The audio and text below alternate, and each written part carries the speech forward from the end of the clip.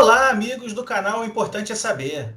Hoje a gente volta aqui, né, na playlist Debate, trazendo aqui um tema de bastante complexidade, mas que merece uma análise mais profunda aí do contexto, né, que a gente está vivendo nesse começo de 2021, trazendo ainda um pouquinho de resquícios de 2020, né, já que foi um tema muito comentado nas redes sociais, na mídia, na imprensa escrita, falada, televisiva, enfim, teve uma grande repercussão aí no nosso país.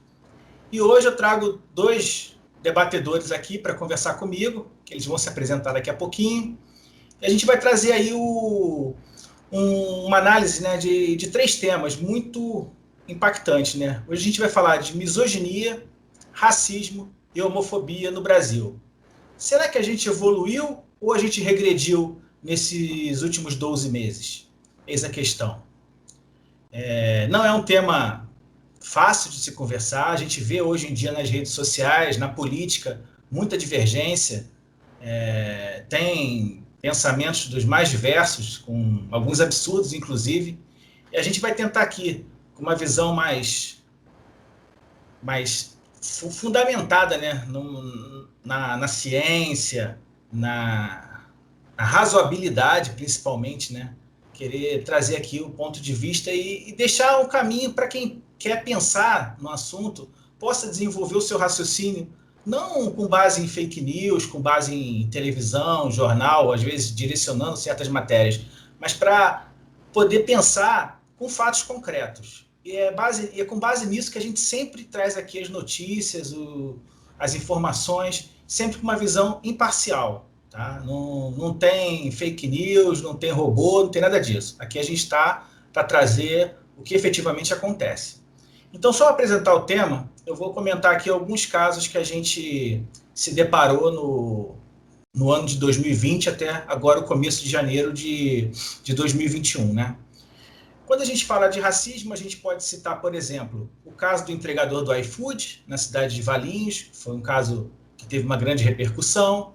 A gente pode também falar daquele empresário, que eu nem vou citar o nome, que fez aquelas críticas para a vencedora do Big Brother Brasil 2020, que foi a Thelma Assis, a médica Thelma Assis, né?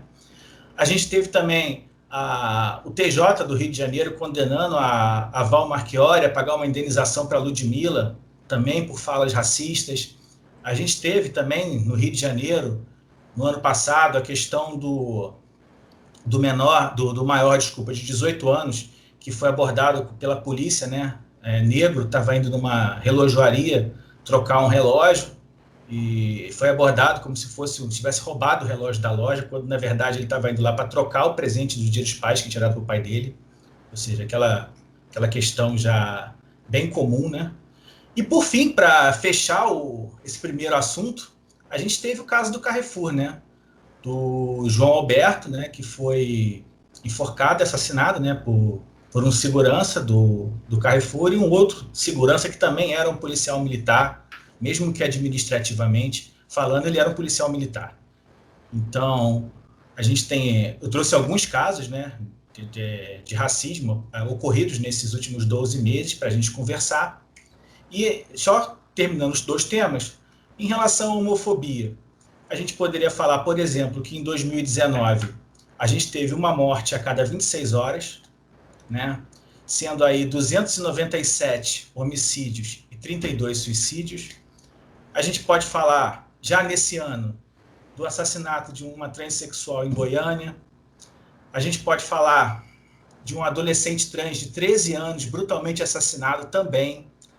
A gente pode falar de um produtor de filmes pornográficos homossexual que foi espancado quase até a morte, também em 11 de janeiro desse ano.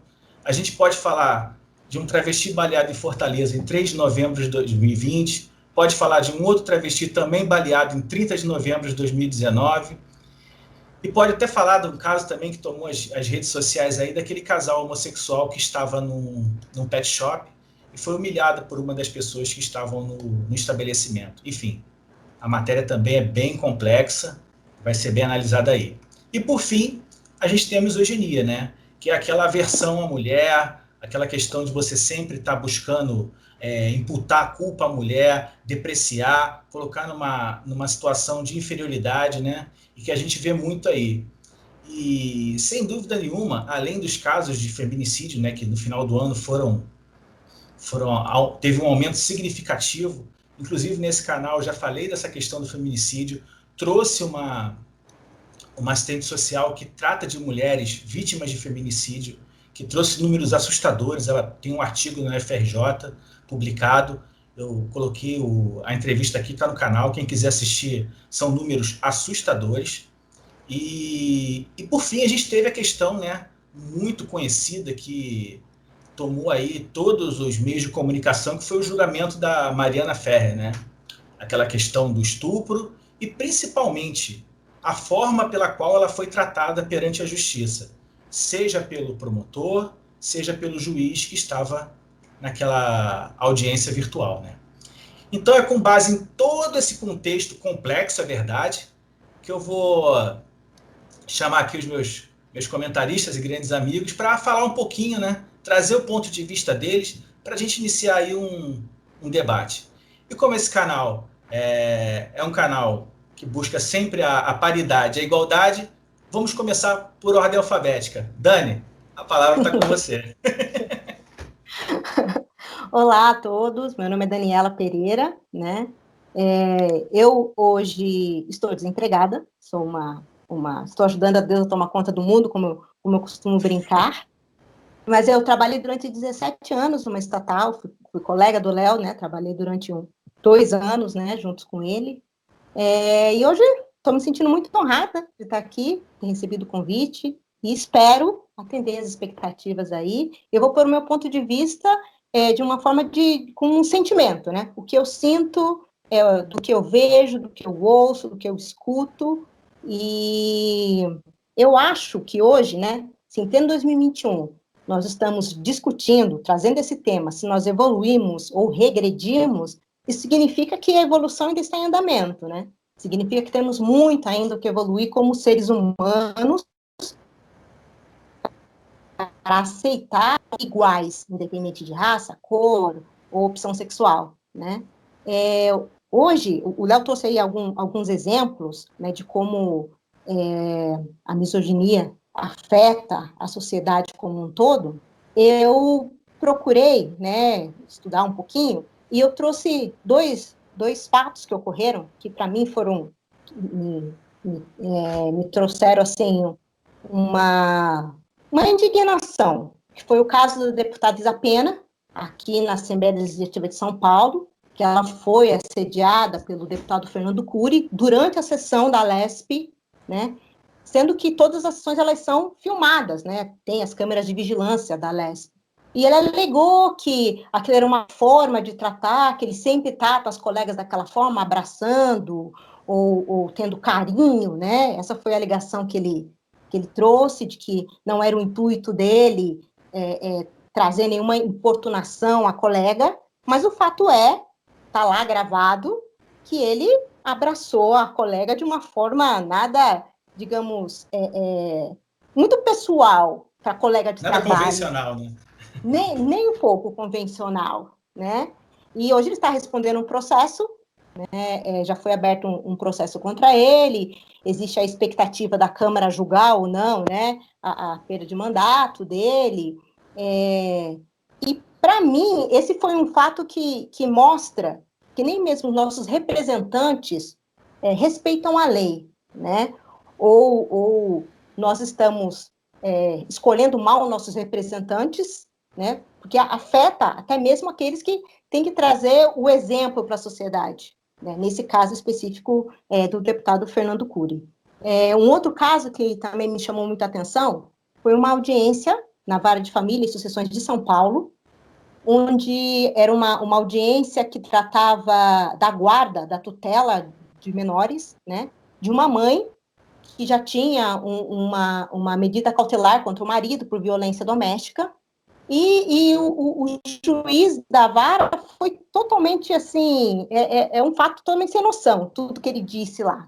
Que as sessões, como hoje, por conta da pandemia, as sessões estão sendo gravadas, né? Então, onde você tem documento né, de tudo que está sendo feito. Talvez isso já ocorresse antes, mas você não tinha provas contundentes como você tem agora, né? E o magistrado simplesmente desdenhou das medidas protetivas, desdenhou da Lei Maria da Penha, disse, até eu tenho aqui anotado quais foram os dizeres, eu não estou nem, como é que é? Eu não estou cuidando de medida protetiva, eu não estou nem aí para medida protetiva, né? Eu já tirei a guarda de mães, né, e não teria nenhum constrangimento em fazer isso novamente, né? Foi assim, ele não deixava a advogada, que era advogada da parte, né, da mulher, no caso, se expressar ou colocar a sua opinião, né? Foi uma coisa muito constrangedora. Se o próprio juiz, se ele declara que a lei Maria da Penha não tem a menor serventia para a proteção da mulher, o que essa mulher vai fazer? Como é que ela vai proteger os seus filhos de um homem ou de um companheiro que é violento? Ele até disse assim que quando a cabeça não pensa, o corpo padece, como se a mulher tivesse feito a escolha errada propositalmente, né? Você escolheu errado, então você aguente as consequências. Agora não venha reclamar que não pedir a nossa proteção, né? Isso é responsabilidade sua. Se vira aí com seu parceiro, né? E ficou ainda falando: você tem certeza que você quer levar isso à frente? É isso mesmo que você quer? Tentando uma reconciliação entre o casal, o que não era o caso, né? Ali estava a audiência era para tratar da guarda das crianças, no caso, e sobre a medida protetiva contra a mulher, né? Para você ver como isso está entranhado na sociedade, que até mesmo afeta as instituições, né? Que deveriam julgar imparcialmente, e não é, né? O que você traz de fora, infelizmente, ela resvala e muitas vezes de forma muito permissiva, porque isso é permissivo, o juiz ele julgou dessa forma, né? Contraria tudo, você não tem apoio na lei, você não consegue ter respaldo na lei para se proteger, né? Esses são os dois casos que eu trago, assim, que foram mais recentes, que me remeteram a essa violência constante contra a mulher. Fora que você tem, hoje com o advento das redes sociais, ninguém tem cara, muitas vezes não tem nome, você inventa perfis falsos. Então, você não pode se expressar, você não tem abertura para se expressar ou para colocar qualquer opinião que você é rechaçada. A lugar de mulher é na cozinha, né? O que essa mulher está falando? Essa mulher negra falando, que valor que tem o que ela está dizendo? Né? Onde vamos parar? A mulher quer tomar conta do mundo, né? Coisas desse tipo. Todo mundo já ouviu uma frase dessa um dia, que em briga de marido e mulher ninguém mete a colher. Também com essa saia curta, estava pedindo para ser violentada. Tem esse tipo de... Sempre coloca a mulher como sendo a culpada, como ela sendo o bandido da questão, né? Como ela sendo a pessoa que provocou a situação, né? Independente disso, sempre há o papel da mulher não como vítima, mas como algoz da situação. É uma coisa assim impressionante que você ouve e vê, né? Teve o caso também daquela garotinha que sofreu abuso do tio, do avô, que não se sabe muito bem quem era o abusador aí, foram várias histórias, e acabou judicialmente conseguindo autorização para fazer o aborto, e houve toda aquela comoção, uma coisa descabida, fora do... Ali é relacionada à criança, mas a criança era uma mulher, né? Uma coisa horrível, horrível que se viu, chamando a garota de assassina, você entrar no hospital e não querer que os médicos entrassem. Nós estamos vivendo tempos assim, muito, muito obscuros, eu acho. Sombrios, né? Muito sombrios. Com relação à misoginia, eu acho que é isso que eu tinha a dizer aqui. Tem outras coisas, mas eu estou meio perdida aqui. Então, tranquilo. Então, quando você dá uma paradinha aí, eu vou passar para o Mário falar um pouquinho da misoginia e a gente volta depois para falar do racismo. E só para te lembrar essa questão, inclusive quando eu estava entrevistando, né, essa assistente social que trata de mulheres vítimas de violência doméstica, tem uma questão hoje em dia que agora, no ano passado, em 2020, tem uma portaria do Ministério da Saúde, está tendo um artigo dela, essa portaria, depois eu vou até colocar aqui o link dessa portaria, que dificulta demais a questão da mulher vítima do estupro conseguir o aborto. Ou seja, a questão da religião entrando na questão legal de forma a inviabilizar os direitos da mulher. Ou seja, o legislador lá atrás não criou óbices que hoje em dia está se criando via portaria. E o Ministério da Saúde dificultou demais a mulher hoje ao acesso a essa interrupção da gravidez, né? Que a gente viu nesse caso aí, e que é legal há muitos anos, mas agora parece que está sendo cada vez mais pela pressão da bancada evangélica, da pressão do Ministério da assistência social lá, está sendo cada vez mais dificultada, né? Então, assim, é muito complicado isso. Também vai ser um outro assunto do nosso canal no futuro próximo, essa questão da religião no Brasil. Até quando nós somos um Estado laico? Porque eu estou começando a ter dúvidas com relação a isso. Mas voltando ao tema, Mário, a palavra está contigo. Boa noite, pessoal. É um prazer participar aqui. Quero agradecer ao Léo a oportunidade, agradecer aqui a chance de estar conversando com todo mundo sobre assuntos tão polêmicos e tão sensíveis na sociedade. Agradecer aí a Dani, foram belas as palavras, você colocou sentimento naquilo que você disse. Acho que esse sentimento é percebido por grande parte da população. Realmente é um tema, talvez dos mais instigantes e talvez dos mais chocantes, né? É uma forma de violência que choca, né? E eu vou dar um pouco de colorido especial aqui à fala da Dani, talvez traduzir em números o que ela traduziu em expressão, né? Então, fazendo a minha pesquisa aqui para trazer para vocês, eu vi que teve uma pesquisa do Programa de Desenvolvimento das Nações Unidas, feita em 75 países, onde vivem correspondentemente 80% da população do planeta, tá? Quase 90% das pessoas são preconceituosas em relação à mulher e à igualdade de gênero. Então, assim, isso não é um fenômeno do Brasil, pelo que me parece, é um fenômeno mundial. Então, a discussão ganha um colorido, então, mais dramático, digamos assim. A pesquisa compara dados colhidos nos últimos 9 anos e mostra que 91% dos homens, e agora pasmem, 86% das mulheres, têm restrições contra a própria mulher em relação à política, economia, educação, violências e direitos reprodutivos.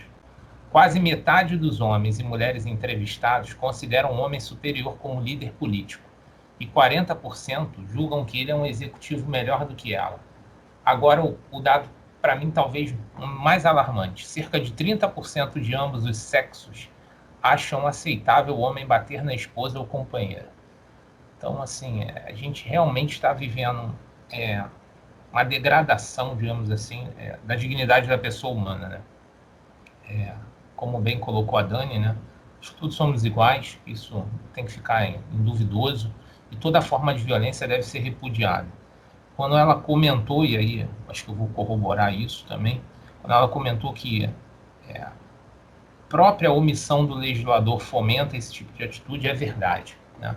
Isso é verdade, isso tem acontecido, não é um caso novo, esses casos são reiterados, a violência está explodindo, e não foi por outra razão que o Supremo teve que confrontar o tema por 2 vezes. Uma ADO 26, né, de relatoria do Celso de Mello, e um mandado de injunção 4733, também relatado pelo Edson Fachin, pelo ministro Edson Fachin. Nessas duas disputas que foram decididas pelo Supremo Tribunal Federal, estava se discutindo exatamente o quê? Como enquadrar a situação do crime de homofobia, de transfobia, né? Porque não tem uma previsão legal em relação a isso. Houve uma omissão inconstitucional do Congresso em editar lei que criminalize atos de homofobia e transfobia, né? E aí, por analogia, e aí a gente está entrando num terreno bem técnico aqui, a gente está falando de crime e usar analogia não poderia ser utilizado em Malam Partem, né? A gente está utilizando aqui, o Supremo acabou por fazer um enquadramento dessas hipóteses como crime de racismo, né, diante disso, tá? E isso foi um caso emblemático, uma decisão que demonstra que a sociedade ainda pode ter esperança na mudança e no amadurecimento desse tema, né? A gente tem muitas opiniões e deve respeitar todas, mas a gente não pode admitir sob nenhuma forma de pretexto qualquer violência que aconteça, né? Então, e aí continuo aqui bem nos meus números para demonstrar que a sociedade convive com isso e acha isso normal e passa por todas as searas de poder.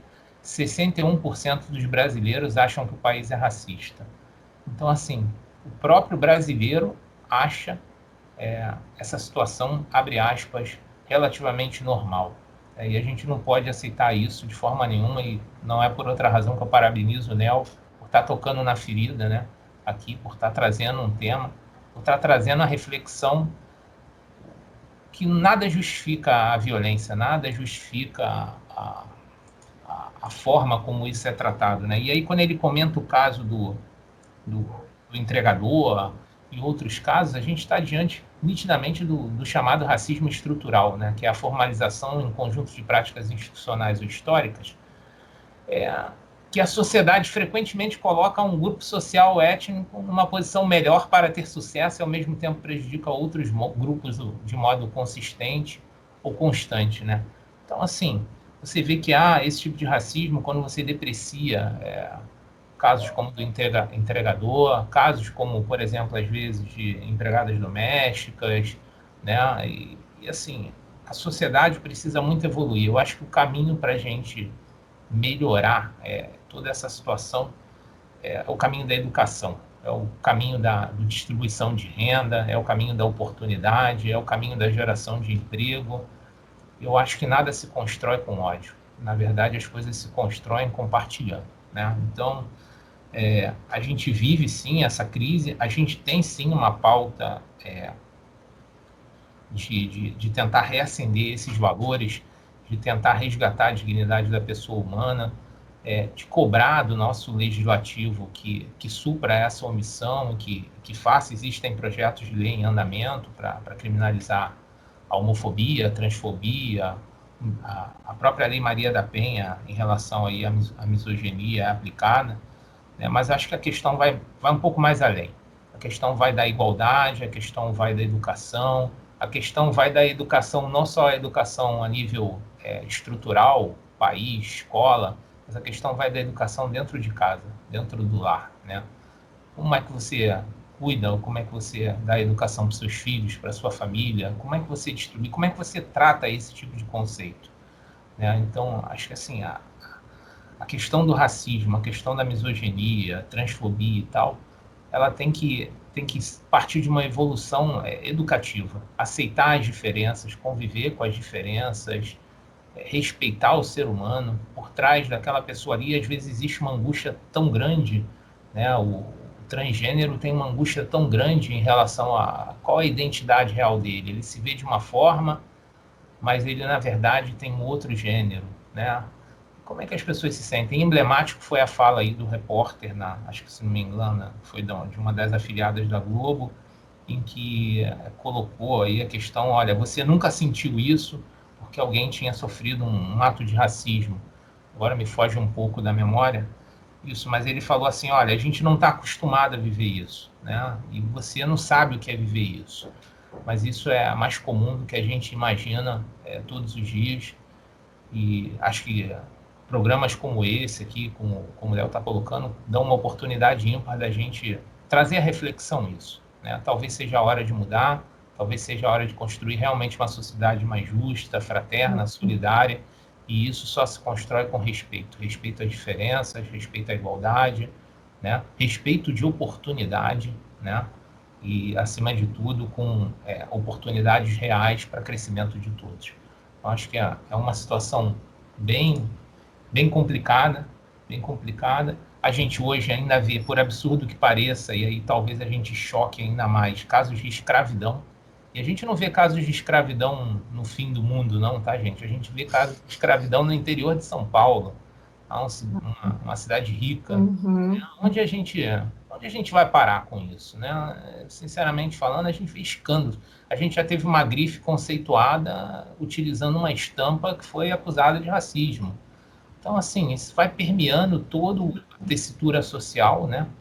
E vai modelando, né? A minha grande preocupação é quais os valores que a gente passa para a futura geração. Ela cresce no meio dessa violência, ela cresce achando tudo isso normal.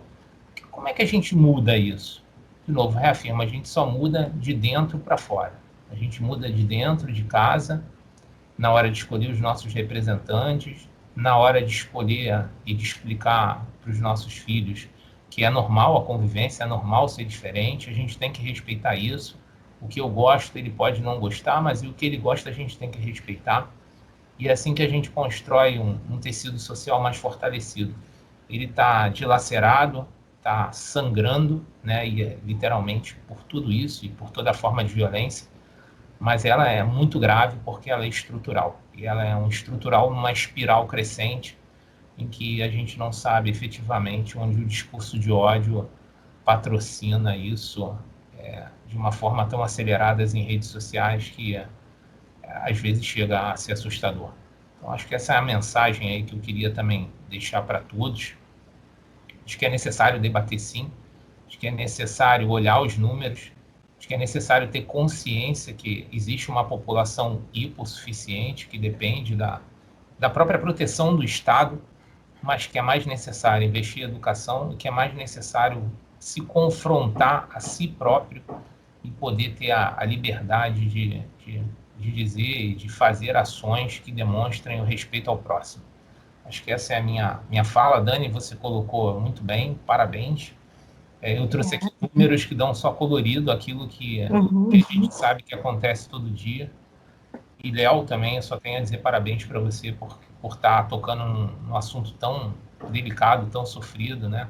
Imagina quanta dor a família dessas pessoas não tem, imagina quanta indignação elas não têm, e elas são obrigadas a levantar a cabeça e acordar para o dia seguinte na esperança de construir um dia melhor. É o que eu torço. É verdade. Uma sociedade mais...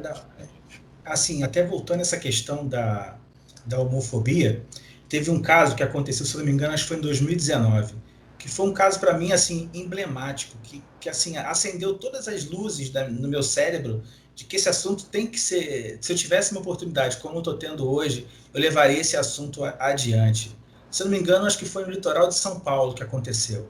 Eram pai e filhos que estavam andando de mão dadas e foram agredidos supostamente porque as pessoas achavam que eles eram homossexuais. Ou seja, era um pai, foi pai novo, né?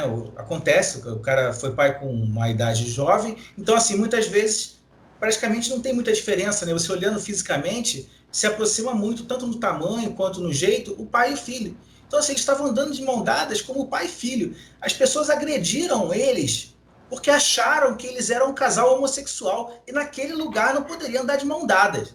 Entendeu? Sabe, é uma questão assim que foge ao raciocínio, foge ao razoável. E até indo na linha que o Mário falou, eu acho que a questão do gosto, ninguém é obrigado a gostar de nada nem de ninguém. Você pode não gostar de um homossexual, você pode não gostar de um gordo, de um negro, de qualquer coisa, mas você tem que respeitar. Eu acho que quando acaba o respeito, acaba tudo. Você perde totalmente a sua razão. Entender e respeitar, eu acho que é fundamental. Gostar ou não gostar, aí é a opinião pessoal de cada um. A gente não está aqui para debater isso. Gosto não se debate. Agora, respeito sim. Eu acho que falta muito essa questão do respeito. E uma outra coisa que eu queria trazer é o seguinte.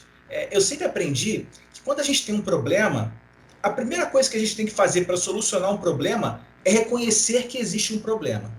Eu acho que, assim, se você não reconhece que existe um problema, você não vai consertar nunca. Que para você está tudo bem, né? Então, assim, a gente teve, agora saindo um pouco da misoginia e entrando no racismo, né? A gente teve no ano passado, quase praticamente no Dia da Consciência Negra, um caso emblemático no Brasil, né?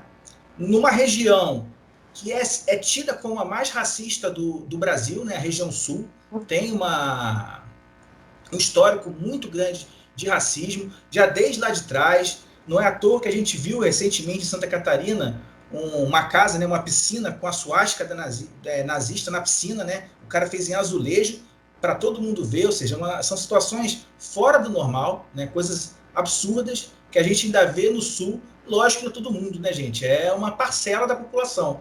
Mas talvez por conta da questão histórica, da colonização europeia, por conta de que o Brasil, queira ou não queira, foi um dos grandes portos de nazistas fugidos da guerra, vieram para o Brasil, para o sul do Brasil. O Brasil foi um grande porto para receber alemães, né? O sul do Brasil. Então, assim, são questões que a gente acaba, talvez, tendo uma influência aí. Então, assim, são essas questões. Eu acho que quando a gente vê o vice-presidente numa fala que diz que no Brasil não tem racismo, ou seja, ele nega o problema. Quando você nega o problema, você simplesmente acaba com qualquer possibilidade de tentar consertar ou fazer alguma coisa. Eu tô escrevendo um livro, né? E nesse livro que eu estou escrevendo, eu estou tratando do seguinte. Vou voltar ao tema, mas tem um pouco a ver. Eu estou tratando do contexto histórico no momento que surge uma Constituição. Então, o que eu faço? Eu peguei 7 Constituições brasileiras, coloquei numa folha de papel, e aí, de acordo com cada Constituição, eu venho tratando do que... Porque a Constituição ela não nasce da noite para o dia, né? Ela tem todo um... É um documento que ele é uma corrente. Então, assim, os elos vão se juntando até que chega o momento que se decide que tem que fazer um documento constitucional novo. E ali é feito.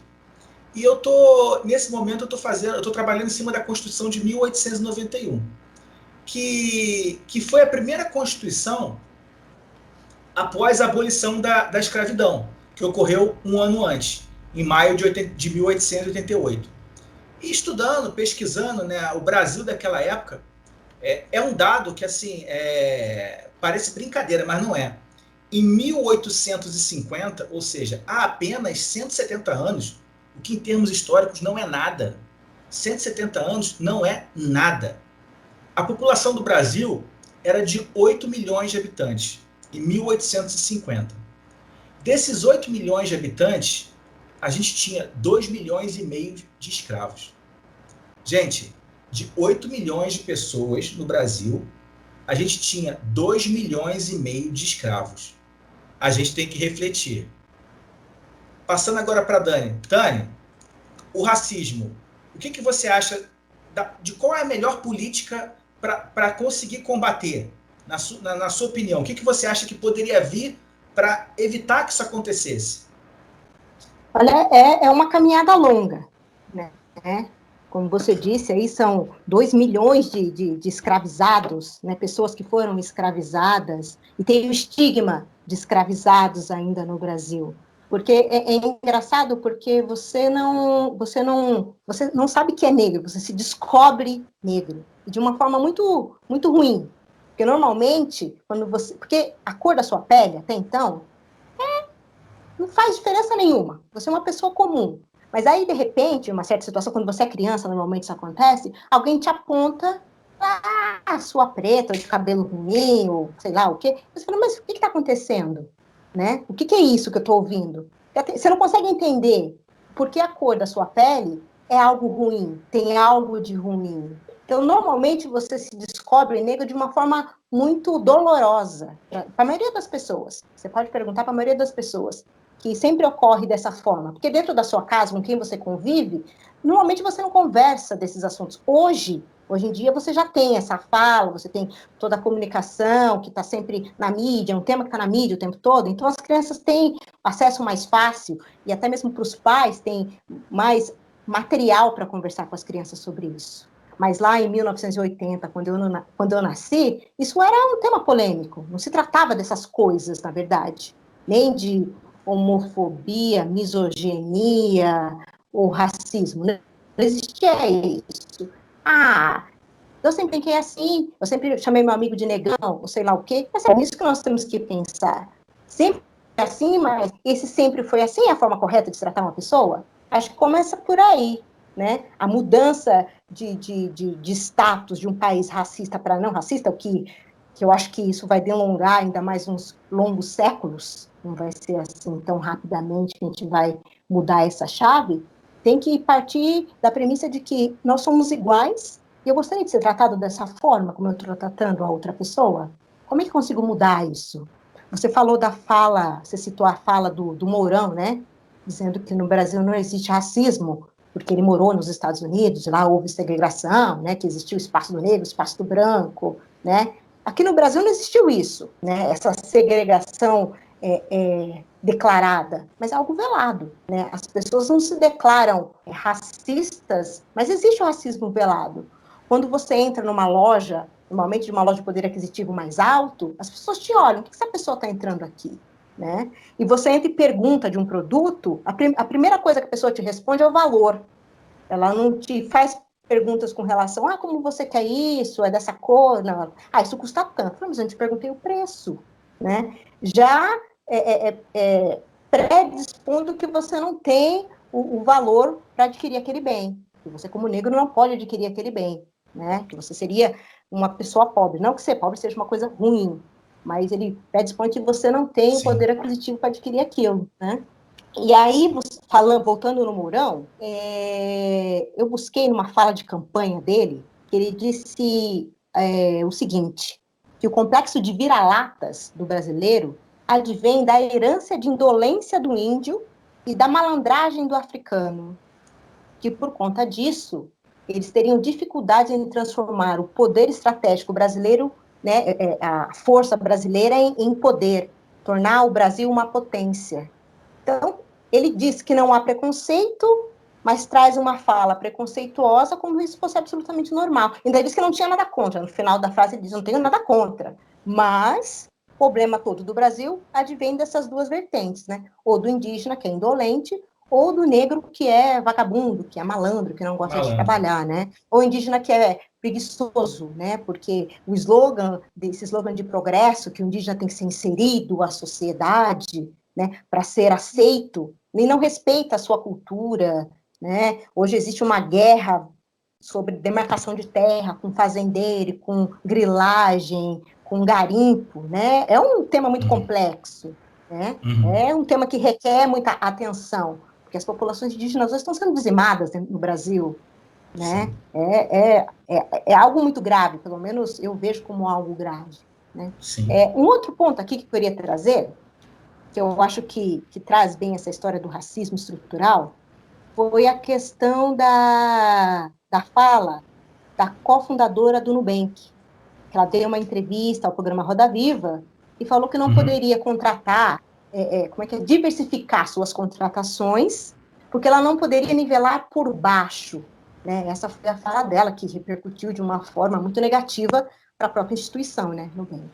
Mas, em contrapartida, teve o projeto de trainee para negros do Magazine Luiza, que aí esse bombou com racismo reverso, onde já se viu, teve até uma juíza do trabalho que ela fez uma postagem nas redes sociais, que até onde ela sabia, na Constituição, aquilo era crime, porque era um racismo reverso, que ela estava dizendo. Se você prioriza uma raça, você está cometendo o racismo. Logo em seguida, essa postagem dela foi apagada.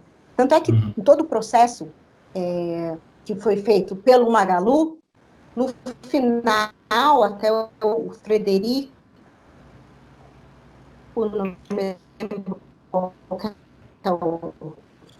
Peraí, Dani, tá congelando um pouquinho, peraí. Ah, melhorou. Frederico Trajano, né, o presidente do Magalu, disse que boa parte dos participantes, né, muito melhores do que eles estavam. Os participantes, mas a conexão congelou um pouquinho, peraí. Quando você falou do Trajano, na fala do Trajano, deu uma congelada aí. No que você, depois do Trajano que você falou? E aquele processo de... Cara, tá congelando, peraí. A conexão congelou. Voltou. Eu não te entendi, Léo. Acho que... a conexão ficou ruim. Depois que você falou do Trajano, a conexão interrompeu. Que o Trajano falou que o recrutamento tinha sido melhor do que ele imaginava, era isso? Exatamente, né? Ele disse que teve a triste constatação que boa parte dos participantes do processo seletivo estavam inseridos no mercado de trabalho muito aquém de suas capacidades, né?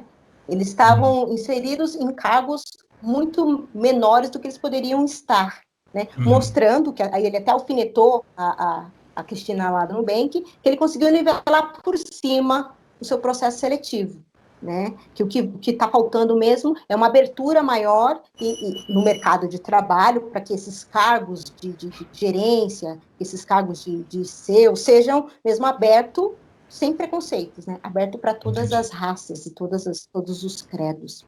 E um outro dado aqui que eu gostaria de trazer, e aí é uma coisa que eu acho que foi boa, que foi as eleições municipais em Belo Horizonte, onde, deixa eu procurar aqui, onde foi que eu coloquei a informação, onde a vereadora mais votada, que teve 37.613 votos, foi uma transexual, a Duda Salabert. Ela foi uma trans que foi a trans mais votada como vereadora na cidade de Belo Horizonte, né? Como uma grande cidade do Brasil, né? Sim, sim. Como em outras cidades como Porto Alegre, Curitiba, tiveram os primeiros vereadores negros, né? Que foram eleitos. Claro que foram eleitos após quando assumiram o mandato, foi chuvas, mais chuvas de agressões verbais. Paulo teve uma prefeita negra que foi eleita, e ela até abriu um boletim de ocorrência, foi ameaçada de morte, foi uma coisa horrorosa. Sim, mas tivemos vários casos de isso. De vista como nação, você tem uma transexual melhor voto, com 37 mil votos, ter a grande maioria dos votos na Câmara do Estado de Belo Horizonte, é uma evolução. Pequena, mas é uma evolução. Sim, é um passo de cada vez. Dentro nós, como sociedade. Verdade. É um passo de cada vez, eu acho que foi o que você falou. Não dá para dar um salto de 40 metros. A gente tem que ir metro a metro. Mas, assim, o que eu acho importante é a gente acho que caiu a conexão novamente. Ficou ruim a conexão. Eu falei é que, assim, o importante, eu acho que é dar um passo sempre à frente, tá? Mesmo que não seja aquele passo extenso que a gente gostaria de dar, sempre é bom que ele seja sempre à frente, nunca retroagindo. Mário, nessa questão, uma coisa também que eu acho interessante, queria a sua opinião sobre isso. Eu acho que um dos pontos que a gente vê mais preconceito e mais racismo é na própria polícia. E onde muitas vezes a gente vê um próprio policial negro, normalmente a gente tem muitos policiais negros, que são os primeiros a ter o preconceito contra o próprio negro. Quantas vezes a gente vê abordagens, né, da polícia em que a gente vê claramente uma separação. Eu tinha até vontade de fazer uma coisa que veio na minha cabeça. Eu queria fazer um teste social do seguinte modo. Eu queria pegar 2 carros exatamente idênticos. Digamos, 2 gols brancos, idênticos. Botar 4 homens brancos num gol branco e botar 4 homens negros no outro gol branco. Queria parar esses 2 carros no semáforo, tendo a blitz lá na frente. E queria ver esses 2 carros passando exatamente no mesmo momento e queria ver qual carro seria parado. É uma curiosidade, assim, eu já sugeri, mas eu já sugeri até alguns canais do YouTube para fazer esse experimento social, que eu acho que seria importante. Seria uma forma diferente da gente trazer o assunto para o debate, né? Com uma imagem, assim, já tendo um ponto de vista. Mas já tendo uma imagem, principalmente, né? Mas voltando a essa... Pode falar. Deixa eu fazer abrir um parênteses, que você falou de um teste social. Foi feito, agora eu não lembro se foi pela Rede Record, eu acho. 2 garotinhas de idade entre 8 e 7 anos na Praça da Sé, né, como se estivessem perdidas, arrumadinhas, bonitinhas. Uma garotinha negra e uma garotinha loira, de olhos azuis. A garotinha negra ficou lá 1h30 parada, encostadinha lá no jardim, até que alguém viesse perguntar para ela se ela estava perdida. Isso porque, né, lá no ponto, disseram para ela simular que estava chorando, né? E aí uma mulher passou e veio perguntar para ela o que estava acontecendo. Na praça tinha várias pessoas paradas.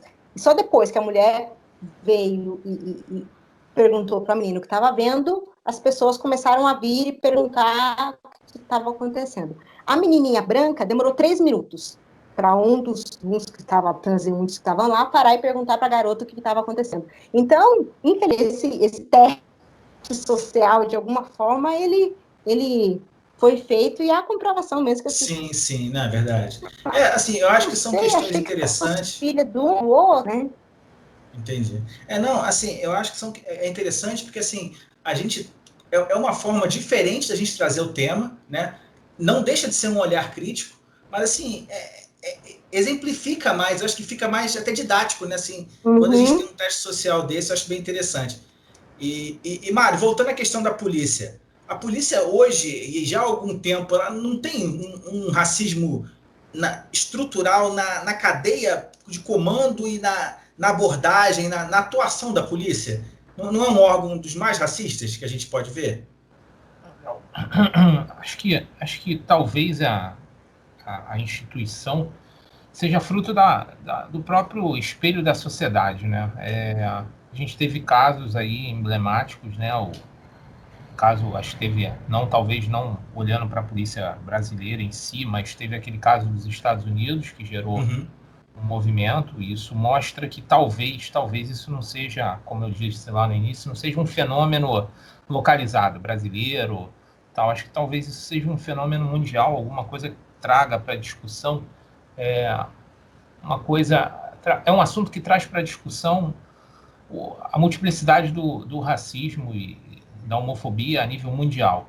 Existem casos, sim, é velado, às vezes pode ser velado, sim, existe isso, não se pode negar, acho que esse fato, mas eu acredito muito na questão do produto social mesmo, daquela questão dos menos oportunizados, dos menos favorecidos. Existe, sim, esse tratamento discriminatório,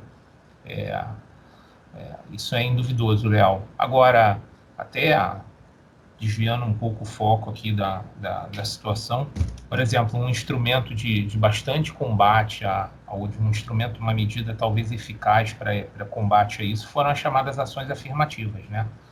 As ações afirmativas, elas trouxeram uma oportunidade, né, de melhoria, né? Elas são atos ou medidas especiais ou temporárias tomadas pelo Estado, e como foi, espontânea ou compulsoriamente. Acho que no nosso caso foi muito fruto do debate do momento que estava se vivendo, com objetivos de tentar eliminar as desigualdades históricas acumuladas e garantir a igualdade de oportunidades e tratamento, compensar as perdas provocadas pela discriminação e marginalização. Então, assim, Léo, existe sim um estigma de tratamento. A Dani colocou isso muito bem colocado aí na fala, você colocou isso muito colocado na fala. Isso vai se reverberar nas instituições como um todo. Vai se reverberar em abordagens de polícia, vai se reverberar, muitas vezes, num comércio, vai se reverberar, às vezes, em teste de emprego. Eu estava olhando aqui, eu me lembrei de uma cena que eu assisti de um teste de emprego, em que depois eu vou compartilhar o link com você, Léo, você compartilha, e você Sim, claro. uma abordagem que pode ser tida como racista, e isso está incutido muito na mente das pessoas, né? É aquela história que você falou do carro, que é um experimento social, é a história de repente, ver uma pessoa de cor branca tá numa casa com um lenço na cabeça, é a patroa, ou a outra de cor negra é empregada, e nem sempre isso reflete a realidade, são duas pessoas apenas em casa, né? Então, isso é uma coisa muito arraigada na sociedade. Eu acho que isso vai demorar um tempo muito grande, vai exigir uma evolução muito, muito forte a nível cultural, a nível educacional, enfim. É isso. Acho que talvez eu não digo que isso é só um reflexo da instituição que combate a criminalidade, não, Léo. Eu digo que acho que talvez isso seja um reflexo generalizado aí para boa parte das instituições. Talvez umas que pela situação trazem um pouco mais de publicidade, mas ele existe em múltiplos frontes, digamos assim. Acho que é bem generalizado, bem difundida a coisa. Não diria que é um privilégio. E não é um privilégio, ou, abre aspas, não é um desprivilégio, né? Usando essa palavra, não é um desprivilégio do Brasil. Acho que ele tem uma conotação e um colorido muito maior do que as nossas fronteiras nacionais aqui. Verdade. Dani, na questão agora aí, passando para a homofobia. A gente viu recentemente, né, que o presidente dos Estados Unidos, o Joe Biden, ele revogou um ato do antigo presidente, do Donald Trump, né, permitindo que homossexuais ingressem nas Forças Armadas Americanas novamente, né? O Trump tinha proibido e agora voltou a ser permitido, né, que homossexuais façam parte da carreira militar nos Estados Unidos, né? Seria uma luz no fim do túnel E outra coisa, o que a gente poderia fazer aí com uma questão de solução? Aí não só no Brasil, mas acho que mundialmente, não sei se teria que ir para a ONU, ou queria até ouvir sua opinião. O que a gente poderia fazer para que a gente não ficasse sempre suscetível a políticas de governo? Fosse uma questão ultranacional, ou seja, entendeu? Tipo uma convenção ou algo que não deixasse a cargo do governante X ou do governante Y. Ou seja, um revoga, o outro aí daqui a 4 anos vai ao outro, proíbe de novo. Isso lá como aqui, em qualquer lugar. O que você acha disso aí e dessa decisão do Joe Biden? Então, hoje nós temos, né, isso em todos os países, nós temos projetos de governo, com exceção de, sei lá, na minha visão, China, talvez Japão, né, tem uma visão mais ampla e mais longínqua de processos de evolução da sociedade, as outras estão estritas aos 4 anos daquele governo, né, infelizmente. Então, acho que teria que ter uma abertura para um projeto de nação, né, para que não se extinguisse um projeto naqueles 4 anos daquele governo. Eu acho que o que o Joe Biden fez foi trazer de volta, descriminalizar essas pessoas, de alguma forma. Os Estados Unidos ainda é visto como um exemplo de sociedade, né? Apesar de tudo que vem acontecendo, que aconteceu lá ultimamente, mas um exemplo de democracia. E, normalmente, o que eles colocam, eles, de alguma forma, influenciam os outros países, principalmente os americanos, as Américas Latina, a América Central. Então, acredito que isso é uma coisa boa e espero que isso traga bons frutos ao Brasil também, porque na nossa atual gestão, no nosso atual plano de governo, nós não temos abertura para isso, né? Porque o nosso presidente da República já declarou que preferia ter um filho morto do que um filho gay. E ter um filho gay é falta de dar porrada. Né? Então, esse tipo de declaração, ele reverbera e traz à tona, né? Para que outras pessoas também falem seus preconceitos todos de forma a não colocar crivo nenhum. Porque, assim, preconceituosa a pessoa é ou não é, mas tem que ver se tem abertura para que ela possa expulsar esses seus demônios de forma aberta, e hoje você tem abertura para isso, né? Para você expulsar todos os seus demônios travestidos de conservadorismo, ou em nome da liberdade de expressão. As pessoas usam muito isso, né? Em nome da liberdade de expressão, você sai agredindo todos, sem respeitar que a sua liberdade vai até onde começa a liberdade do outro, né? O direito da outra pessoa, né? Hoje está muito em alta isso. Em nome da liberdade de expressão, eu posso agredir e xingar, que está tudo certo, não tem problema nenhum. Né? Verdade.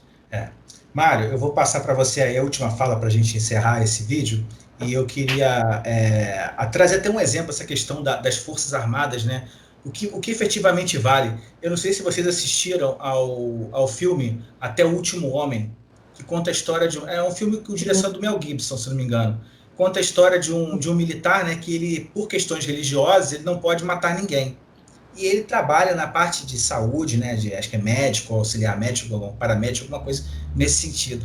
E o filme é maravilhoso, porque assim, a questão da religião dele, que pode ser estendido também para a questão da sexualidade, ou a questão da raça, ou a questão da opção sexual, não influencia na atuação profissional daquele homem, naquele momento em que ele está se dedicando ali à farda dos Estados Unidos, né? Esse filme deixa, de alguma maneira, exatamente um foco nessa questão. Ou seja, ali, ele, mesmo com a limitação que ele tinha de não poder pegar numa arma, ele em nenhum momento deixou de ajudar ao exército e salvou centenas de vidas, né, direto ou indiretamente, com a atuação dele. Então, acho que é um grande exemplo também para essa questão.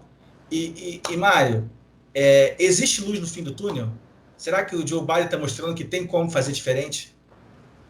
Olha, Léo, sempre tem que ter a esperança, né? De que acho que a sociedade vai evoluir, acho que a sociedade vai amadurecer, acho que os conceitos vão se definindo aí, né? Acho que existe sim, acho que existe luz no fim do mundo, vai ser rápido? Depende da transformação social. Eu acho que a transformação social é um processo lento. Nesse caso, infelizmente, porque acho que o conceito de justiça tem pressa, né? A justiça para o ser humano tem sempre pressa.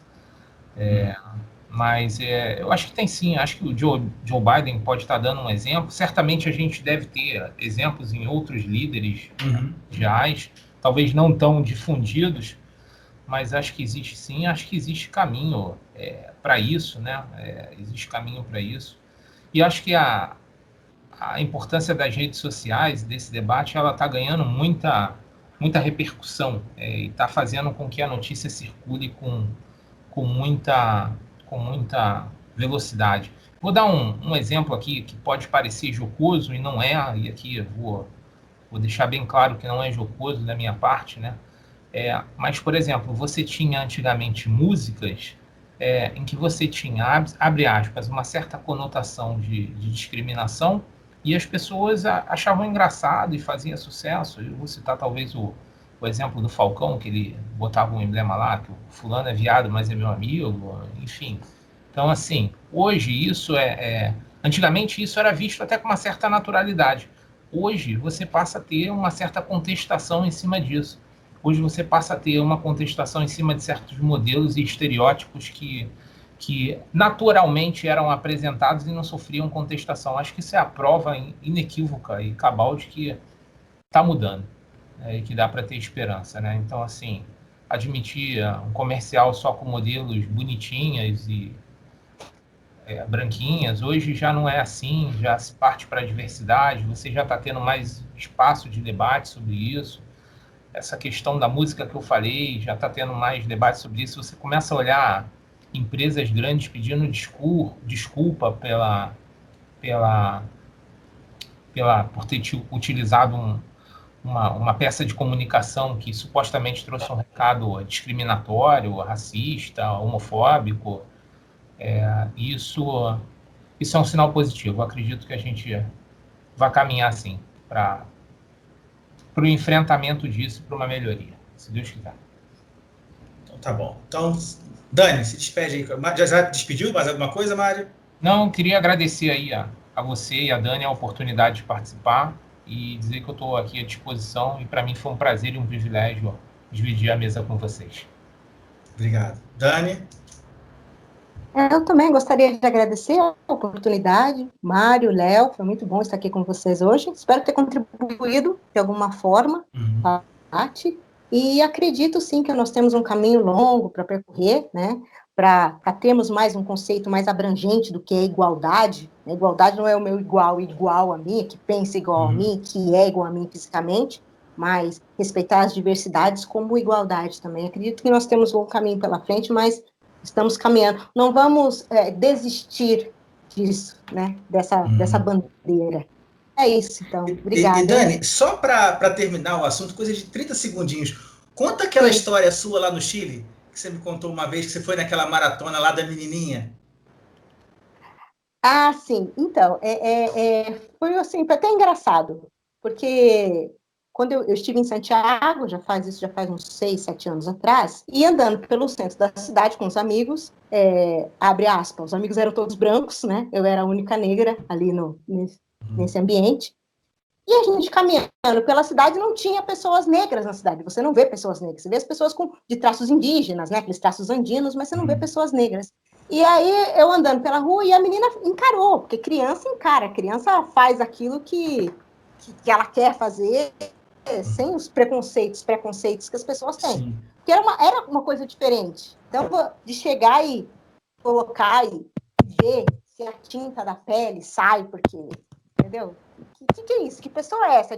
Totalmente diferente de mim. Então, nós estamos caminhando para isso, né? Existe a miscigenação no Brasil, eu acho que isso precisa ser respeitado e ser aceito, primeiramente. Né? Que isso faz parte da composição do que nós somos hoje. Verdade. Não, com certeza. A nação brasileira é um grande mix, né?